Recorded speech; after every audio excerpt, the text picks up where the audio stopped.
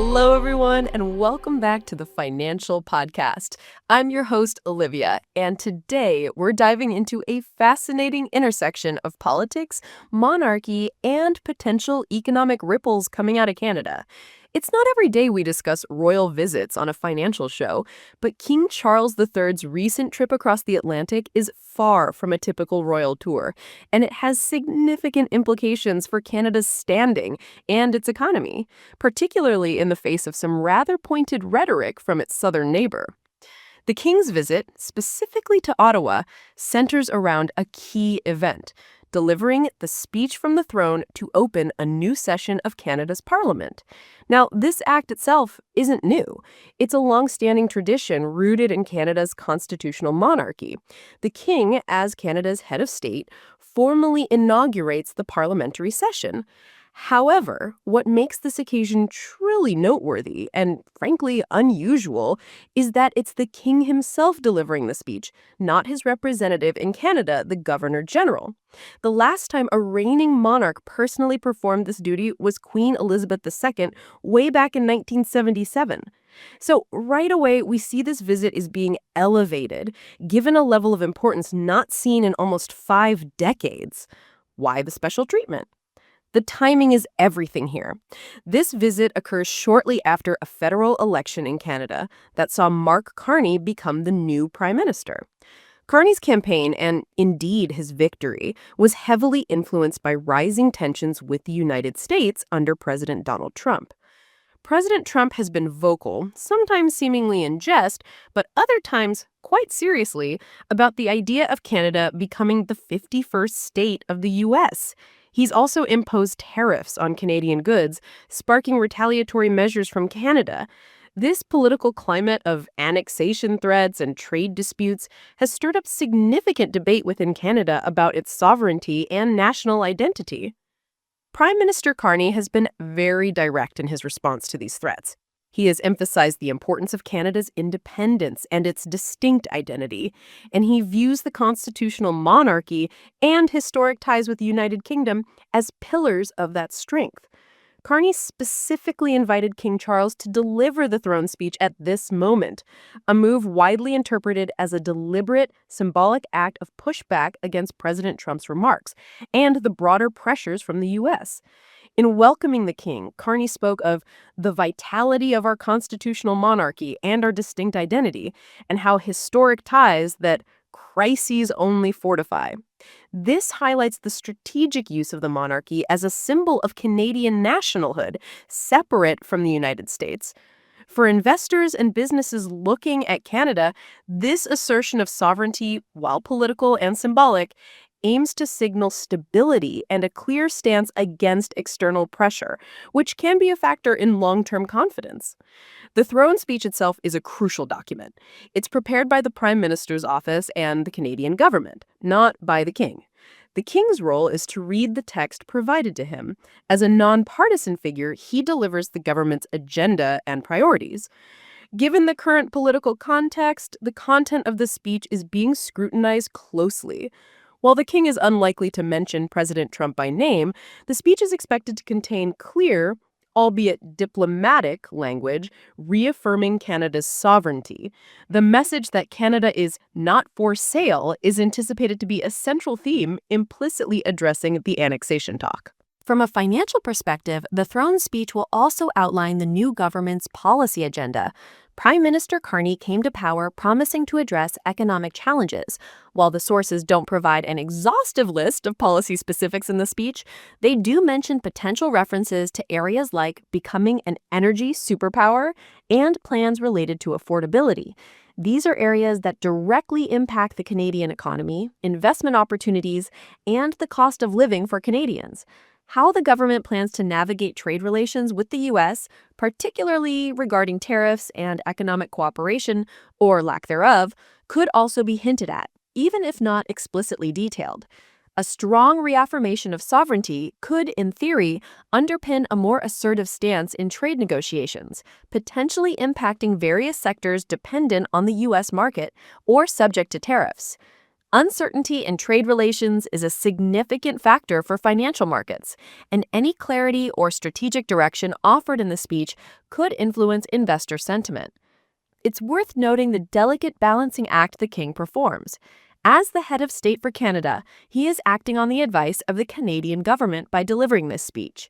However, he is also the head of state for the United Kingdom, which is keen to maintain cordial relations with the Trump administration, particularly with an eye on trade deals and international cooperation. The UK government has reportedly tried to ensure the king's visit doesn't become too controversial regarding President Trump. Yet in Canada, the king is expected to represent Canadian interests and identity, especially at this critical juncture. This dual role adds a layer of complexity to the visit and the king's presentation of the Canadian government's message. His participation in this event, despite potential diplomatic sensitivities for the UK, underscores the importance the Canadian government places on this symbolic assertion of independence. Beyond the throne speech, the king's visit included other engagements designed to reinforce connections and highlight Canadian identity. He met with Prime Minister Carney and Governor-General Mary Simon, Canada's first Indigenous Governor-General.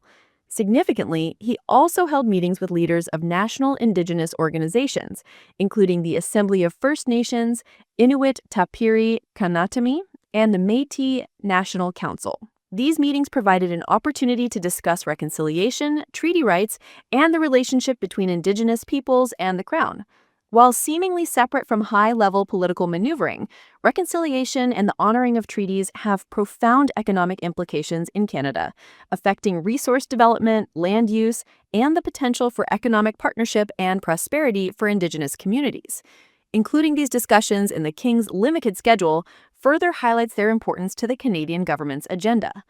The visit was notably brief, lasting only about 24 hours on Canadian soil, or described by some experts as a whistle-stop 20-hour sprint. Some commentators have speculated that this short duration might be related to concerns about the King's health, although he appeared in good spirits. Regardless of the reason, the brevity meant a highly focused itinerary, centered on the most impactful events, particularly the throne speech and key meetings. Other activities included a tree planting ceremony at Rideau Hall, the residence of the Governor-General.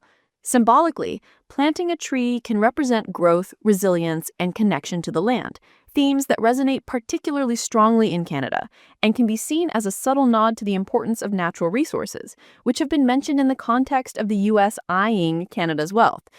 Queen Camilla also became a member of the King's Privy Council for Canada during the visit, further strengthening her formal ties to the country's institutions. These various elements, from the high-level political meetings and the historic speech to the symbolic gestures and meetings with Indigenous leaders, collectively serve the Canadian government's purpose of asserting its distinct identity and sovereignty. Looking ahead, the delivery of the throne speech by the King initiates a new parliamentary session and formally presents the government's priorities. Following the speech, Parliament will debate the agenda, potentially culminating in a vote. While a defeat is considered highly unlikely, the process highlights the democratic mechanisms at play within the constitutional monarchy framework. The true impact of this visit and the speech on U.S.-Canada relations in the Canadian economy will unfold over time. However, by leveraging the symbolic power of the Crown, Prime Minister Carney has aimed to send a clear and unequivocal message about Canada's independence at a time when it feels particularly challenged. From a financial perspective, reducing political uncertainty, especially concerning fundamental issues like national sovereignty and trade relationships, is generally positive for markets and investment. While the rhetoric from President Trump creates noise, a clear and unified stance from Canada, reinforced by a historic gesture from its head of state, can help stabilize expectations. Businesses operating in or looking to invest in Canada will be watching closely to see how the government's stated priorities, outlined in the throne speech and reinforced by this high-profile visit, translate into concrete policies, particularly in areas like trade, energy, and economic development. The reaffirmation of Canada's distinct identity is not just a political statement. It underpins the framework within which economic policies are made and international economic relations are conducted. In conclusion, King Charles III's visit to Canada and his delivery of the speech from the throne are far more than just a ceremonial event. They are a strategic political maneuver by the Canadian government to assert its sovereignty and distinct identity in the face of external threats and pressures, particularly from the United States. By bringing the monarch, Canada's head of state, to perform this duty for the first time in nearly 50 years, Prime Minister Carney has underscored the importance of Canada's institutions and its independence. This message, while political, has clear implications for the Canadian economy, influencing everything from trade negotiations to investor confidence. As always, we'll continue to monitor how these political developments translate into economic reality. Thank you for tuning in to the Financial Podcast. I'm Olivia, and I look forward to joining you again next time.